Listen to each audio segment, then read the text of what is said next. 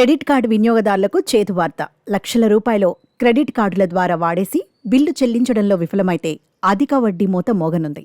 అందులో బ్యాంకులదే తుది నిర్ణయం అని స్పష్టం చేసింది. వడ్డీపై పరిమితి ఉండాలన్న జాతీయ వినియోగదారు వివాదాల పరిష్కార కమిషన్ తీర్పును సుప్రీంకోర్టు పక్కన పెట్టింది.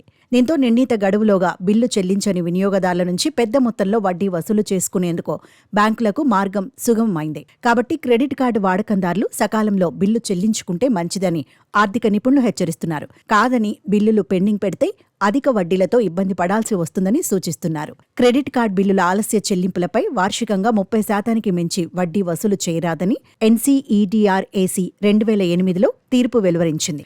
ఆలస్య చెల్లింపులపై బ్యాంకులు 36 నుంచి 49% మేర వడ్డీ వసూలు చేస్తుండటంపై ఆవాస్ ఫౌండేషన్ వినియోగదారుల కమిషన్ను ఆశ్రయించడంతో ఈ తీర్పు వెలువడింది. దీనిపై కొన్ని బ్యాంకులు సుప్రీంకోర్టును ఆశ్రయించాయి. తొలుత స్టే ఇచ్చేందుకు నిరాకరించిన సుప్రీంకోర్టు 2009లో తీర్పుపై స్టే విధించింది. దాదాపు 16 ఏళ్ల తర్వాత ఈ వివాదానికి ఫుల్ స్టాప్ పెడుతూ కమిషన్ ఆదేశాలను పక్కన పెట్టింది. 30% పరిమితి వర్తించదని తెలిపింది. క్రెడిట్ కార్డు అనేది సక్రమంగా వాడుకుంటే అది ఇచ్చే ప్రయోజనాలు అన్నీ ఇన్ని కావు. అత్యవసర సమయాల్లో ఉపయోగపడటంతో పాటు మన రోజువారీ ఖర్చులకు కార్డును వాడడం ద్వారా రివార్డు పాయింట్లు కూడా పొందొచ్చు. పైగా మనం వాడుకున్న మొత్తానికి దాదాపు 45 రోజుల వడ్డీ రహిత గడువు కూడా లభిస్తుంది. కాబట్టి గడువులోగా బిల్లు చెల్లిస్తే క్రెడిట్ కార్డుతో ఎలాంటి ఇబ్బంది ఉండదు. ఒకవేళ బిల్లు చెల్లించకపోతే మాత్రం భారీగా వడ్డీ చెల్లించాల్సి ఉంటుంది.